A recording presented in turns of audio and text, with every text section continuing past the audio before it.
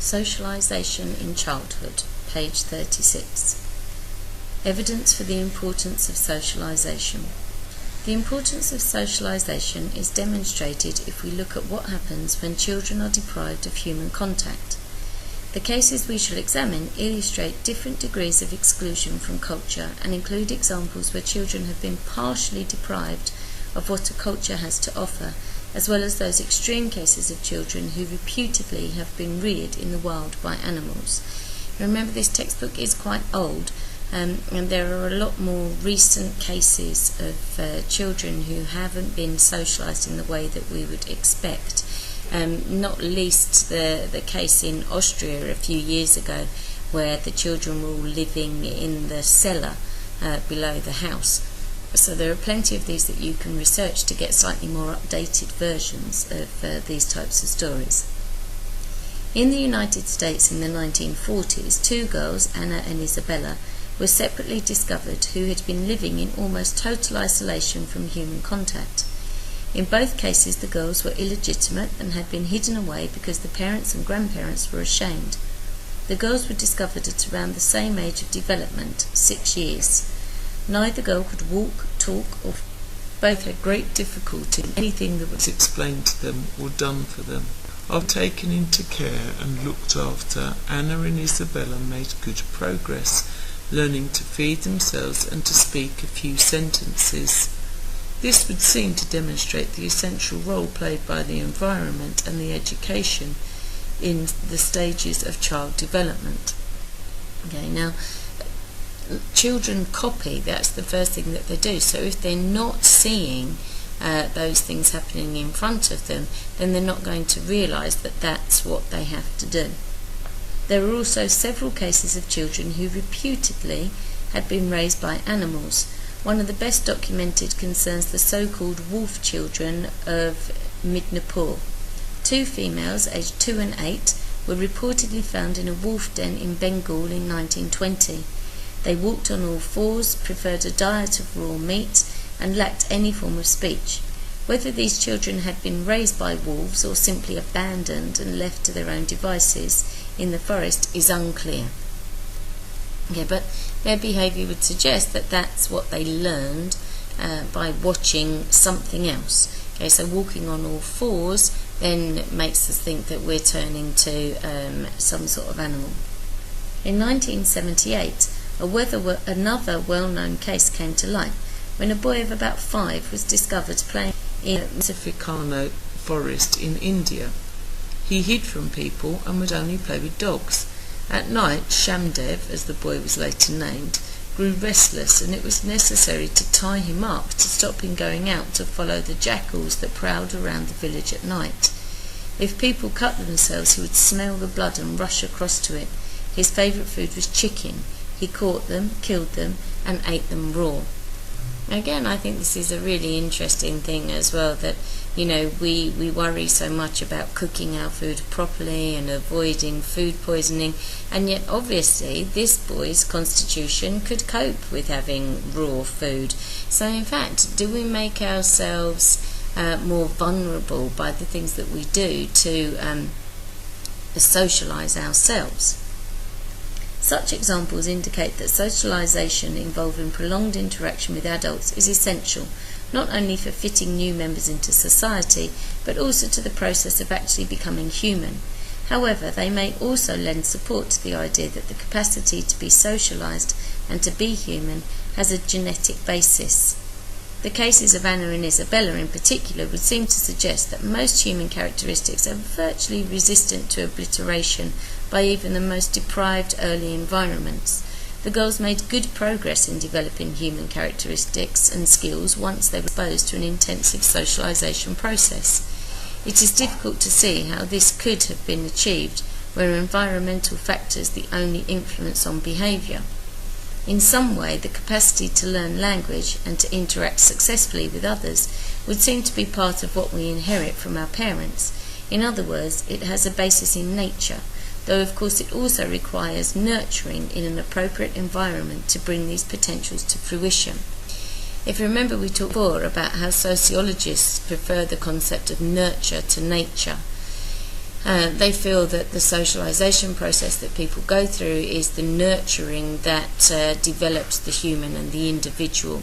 However, there has to be some sort of nature that is inherent, that is then nurtured as you go through. These two girls obviously had it in their nature to develop human characteristics. They just needed to be able to follow it and see it actually happening.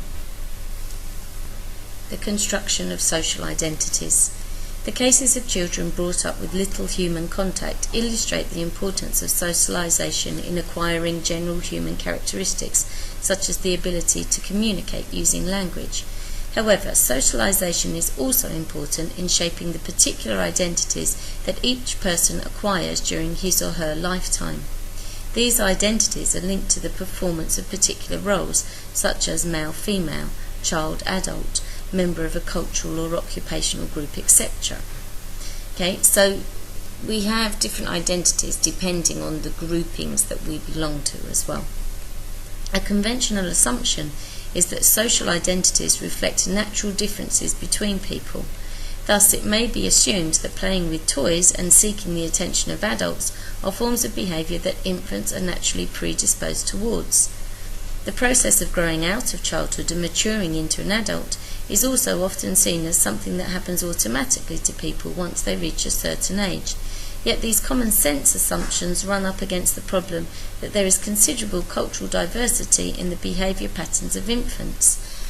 And we also have to be honest about this. If I brought in a big tub of Play-Doh and asked you to make me a model, you would enjoy it because you are going back to your childhood. It doesn't mean that you would want to play with it all the time, but there's that affinity to it. When my children were young, I really enjoyed the fact that I had young children because it meant I could go to the park and play on the swings again, and nobody thought it was strange because I was there with my children. If I'd have just popped along there without my children, then yeah, they would have thought that was strange. It didn't mean that I didn't enjoy doing it and that maybe I wouldn't pop back and do it, without the children. But so those types of things we assume that people grow out of, but you don't necessarily grow out of the things attached to childhood. I still have a selection of cuddly toys in my bedroom, and yet those are the things that you associate with younger children. So we have to be careful when we look at other cultures. They don't necessarily have the same age limits and time limits to the same things. So which one is right? Similarly, the age at which people are considered adults varies across societies. These cultural differences suggest that far from being natural, the identities associated with the roles child and adult are shaped to a large extent by social factors. Okay, so when does somebody become an adult? In certain cultures, you have to go through a particular ceremony to prove that you are an adult. In some places, we would judge it by age, and there are various different ways. We might judge it by the way that a person behaves. You may look at somebody who is in their mid-20s and still think they're very childish. But of course we do consider them to be an adult. So where is that line to be drawn? Similar issues arrive in discussing gender identity. A common sense view is that merely by being born male or female, we're in some way pre-programmed to know how to behave appropriately as a boy or a girl, a man or a woman. But again, we find that the rules regarding sex-appropriate tasks vary enormously from one culture to another. Without being part of a particular culture and learning its norms and values, it would seem impossible to know how to behave as a man or a woman in that society. In this view, it is nurture, what we learn from others, rather than nature, that is the key to understanding gender differences. It is worth considering this debate in more detail, as it has played a central part in attempts by sociologists to demonstrate the importance of socialization. Okay, now if you look at different cultures, you will see that there is this different role of men and women. When Jamaican people were brought into the UK to help with the numbers of people that they needed to fill jobs, People thought that Jamaican men were extremely lazy because it's a matrifocal society. The women are the one who look after the children, who go out to work, and actually the men do just sit around at home. And so this was considered to be, a terrible thing by the UK society, because that wasn't the way that society was regarded there.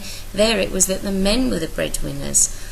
Women have had to fight over the years to gain equality, to be able to go out to work alongside their husbands going out to work as well. Now there are many women who kind of wish that that wasn't the case and that they could have the option of staying at home. But nowadays, the way that society goes, you actually need both parents going out earning money. So this is an important area for us to follow, and we will look at some specific teachings as regards this in the next section.